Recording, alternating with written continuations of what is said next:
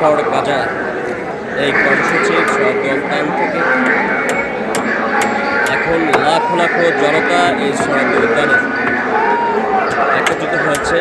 তারা এই March for গাজার যে কর্মসূচি সেই কর্মসূচি বাস্তবায়ন করার জন্য বাংলাদেশের তৌহিদি জনতা সারা বিশ্বকে জানান দিতে চায় তারা গাজাবাসীর পক্ষে, তারা এই দুই বাহিনীর বিপক্ষে তাদের অবস্থান। এই মানবতা বিরোধী ইহুদি বাহিনীকে এবং বিশ্ব মানবতাকে জাগ্রত করার জন্য বাংলাদেশের লাখ লাখ তৌহিদি জনতা আজ শরৎ উদ্যানে একত্রিত হয়েছে। আজ 12ই এপ্রিল শনিবার শরৎ উদ্যানে এই মার্চ ফর গাজার কর্মসূচি ঘোষণা করা হয়।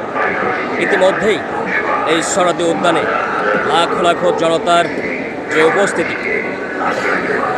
তা বিশ্ববাসীকে অবশ্যই নাড়া দিতে পারবে যে গাজাবাসীর বিরুদ্ধে যে ইহুদি বাহিনীর যে বর্বরত গণহত্যা চালাচ্ছে, যে শিশু নারী সহ এবং হাসপাতাল আশ্রয়কেন্দ্র সহ তাদের যে ধিক্কারজনক ঘটনা, সেই ঘটনার প্রতিবাদে যেই যুদ্ধ বিরতির পর আবার যুদ্ধবিরতি ভঙ্গ করে গাজাবাসীর উপরে যে জুলুম নির্যাতন গণহত্যা চালাচ্ছে ইহুদি বাহিনী, সেই গণহত্যার প্রতিবাদে বাংলাদেশের তৌহিদি জনতা আজ মার্চ ফর গাজা কর্মসূচি গ্রহণ করেছে।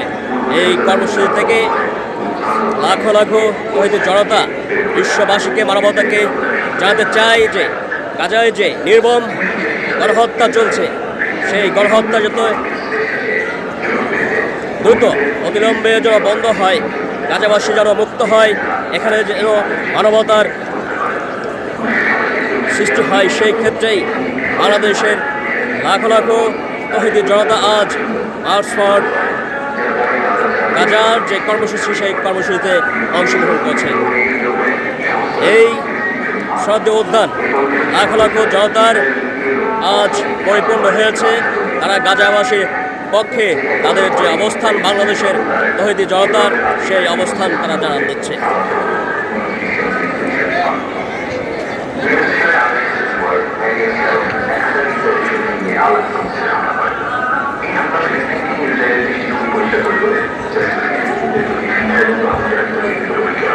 পৃথিবীর ইতিহাসে ভিন্নতম গণহত্যা যে ইহুদি বাহিনী চালাচ্ছে গাজাবাসীর উপর, তারই প্রতিবাদী আজ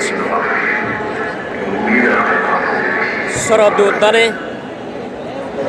লাখো তৌহিদি জনতার যে মার্চ ফর গাজার যে কর্মসূচি সেই কর্মসূচি তারা বাস্তবায়নে আজ এখানে একত্রিত হয়েছে।